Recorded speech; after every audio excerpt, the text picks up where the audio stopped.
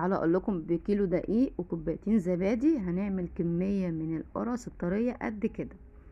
تعالوا قبل ما نبدأ كده نسمي الله. بسم الله. وش متابعة ولايك وشير للفيديو، وتعملوا اشتراك بقى على اليوتيوب.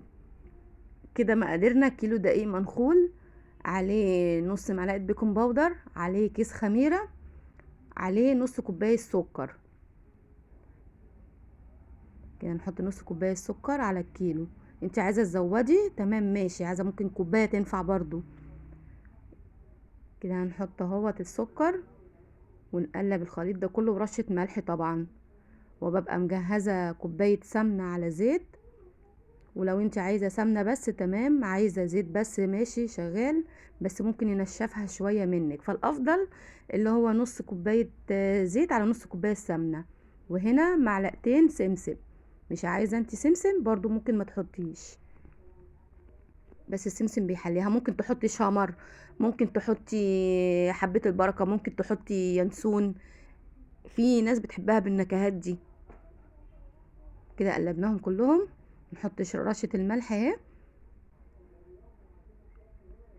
ومتنسوش بقى لايك واشتراك وتفعلي زر الجرس وتدوسي على كلمة الكل عشان يوصلك اي فيديو انا هنزله.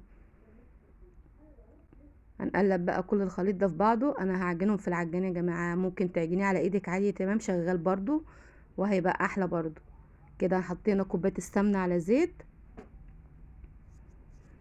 وهنبدأ نعجن بقى. نفضيها بس كلها كده،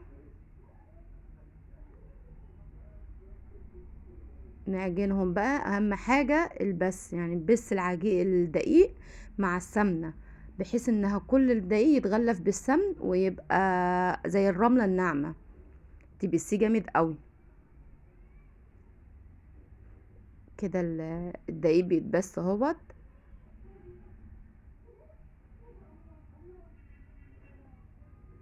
بس حلو جدا، يعني بحيث انه عامل زي الرملة الناعمة اللي انت ايه، اللي بنشوفها الناعمة قوي قوي دي. كده بعد ما اتبس اهو معانا، هبقى مجهزة بقى كوبايتين زبادي. يعني انا هحط هنا كوبايتين زبادي ومعاهم كوباية لبن رايب. شايفين الدقيق مبسوس خالص ازاي؟ احنا عايزينه كده. وانت ممكن تعملي الخطوة دي على ايديك، يعني تعمليها على ايدك هتبقى برضو كويسة. شايفين كده اهو زي الرملة بالظبط. هنحط عليهم بقى كوبايتين زبادي زي ما انتوا شايفين اهو. ما ننساش نصلي على سيدنا محمد عليه افضل الصلاة والسلام. وتقولي رأيكم بقى، اللي يعملها ويقولي رأيه. انا كنت عامله برضو فيديو للقرص دي باللبن الرايب بس وحشياها، انتي ممكن برضو تعمليها عادي بالزبادي، هتنفع برضو بالزبادي او لبن رايب، او لو عندك قشطه برضو هتحطي عليها. عايزه تعمليها بلبن بس تمام ماشي، هتبقى حلوه برضو. اي حاجه هتعمليها هتبقى حلوه، المهم تبقى حاجه موجوده في البيت، يعني الاولاد بقى ياكلوا منها، ياخدوا الصبح معاهم من المدرسه فطار. احنا بنحتار في الفطار على طول، فدي بتسهل علينا بصراحه. كده كوبايه اللبن الرايب اهو، وهنعجنهم بقى. المهم ما تعجنيش جامد. كده بنعجنهم مع بعض. احتاجوا بقى شويه ميه تاني بتزودي. انا هنا زودت عليهم نص كوبايه ميه بس، هي ما خدتش الا نص كوبايه ميه بس على المقدار ده. انت عايزه تزودي بقى تعملي 2 كيلو، هتزودي الضعف المقادير دي. يعني عايزه 2 كيلو، عايزه 3 كيلو، زي ما المقادير دي كده للكيلو هتضعفيها لل 2 كيلو وال 3 كيلو. كده خدت نص كوبايه ميه بس اهو زي ما انتوا شايفين. تتلم بس العجينة وهنطلعها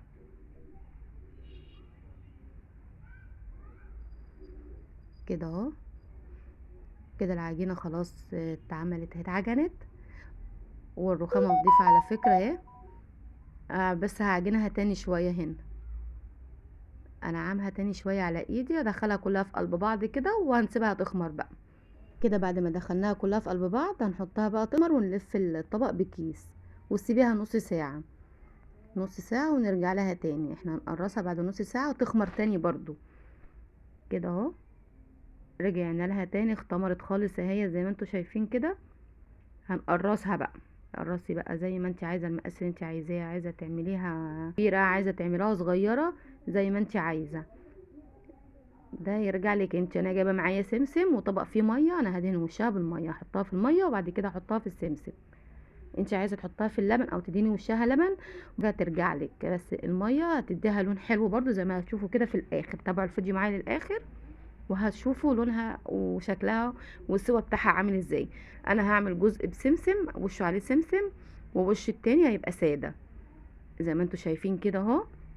كده هنعمل واحده تانية اهي قدامكم عشان اللي ما خدش باله. بنكورها كده ونيجي فردينها، وهاجي احطها في الميه كده وهي على ايدك عادي، تبقى سهله عليكي.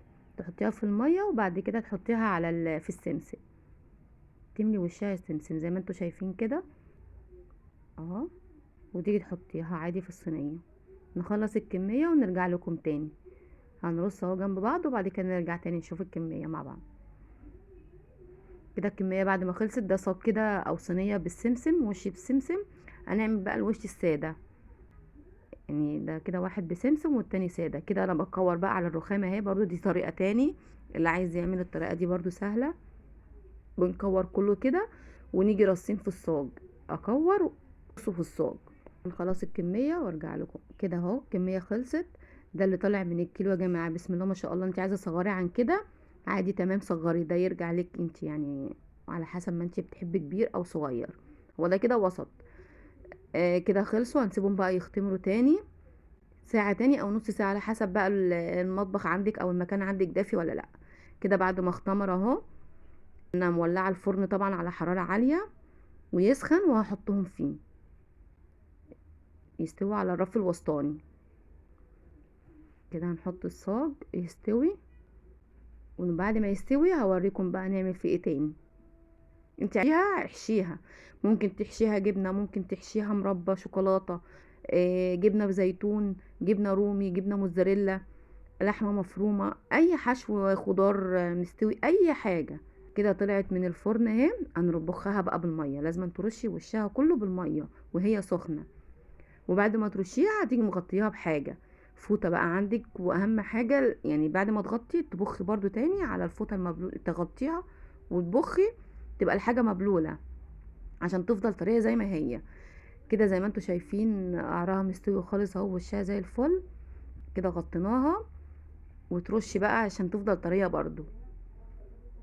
وطبعا الصينية التانية في الفرن كده اهو. بعد ما استوت، انا هنا لقيتهم كتار في الصينيه، رحت نقلهم في صينيه تانية. يعني نقلت نصهم في صينيه تانية وخليت دول كده يستووا مع بعضهم براحتهم. برضو هنبخهم بالميه وتغطيهم برضو في فوطه تاني عشان يفضل طريه زي ما هي.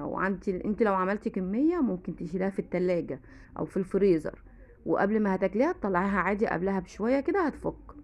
كده دي الكميه هي، اللهم بارك. شوفي طالعين قد ايه، كيلو واحد طلع لي كل الكميه دي، ووفري وحاجه نضيفه في البيت.